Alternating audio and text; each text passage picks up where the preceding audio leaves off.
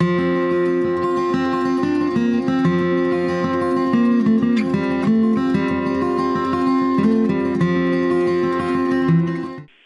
in-house composting is not an option and the repopulation schedule mandates freeing up the house following a mass mortality event, composting can be done in outside windrows.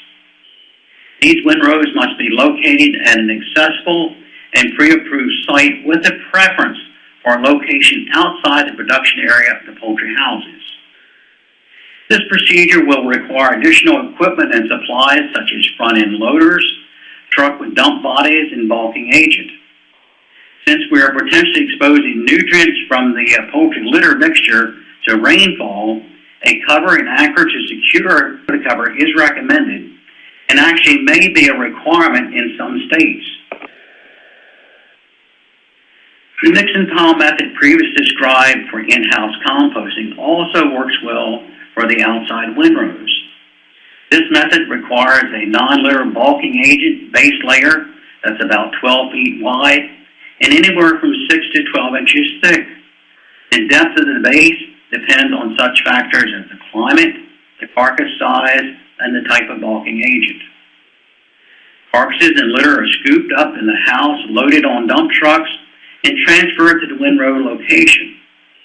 The volume of carcass to litter for proper composting is a 1-to-2 ratio. This includes the bulking agent that's needed for the base and cap layers.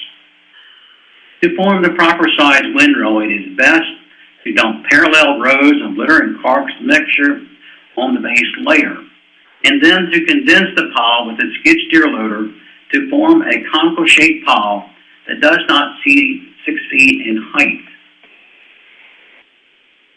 The mix needs to be capped with a bulking agent to cover inexposed tissue. Next, these windrows need to be covered with compost fleece or tarpaulin, and the cover securely anchored. As with in-house composting, the piles are usually turned 10 to 16 days. Cap to cover any exposed tissue, and then reinstall the fleece or tarpaulin cover. In summary, when implemented properly, composting is an environmentally and socially acceptable, biosecure, and cost-effective method for mass mortality disposal.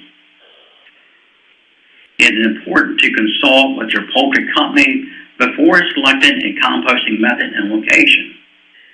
And for additional assistance, you can contact your Cooperative Extension Service, the USDA NRCS office, Conservation District, or perhaps your Department of Agriculture.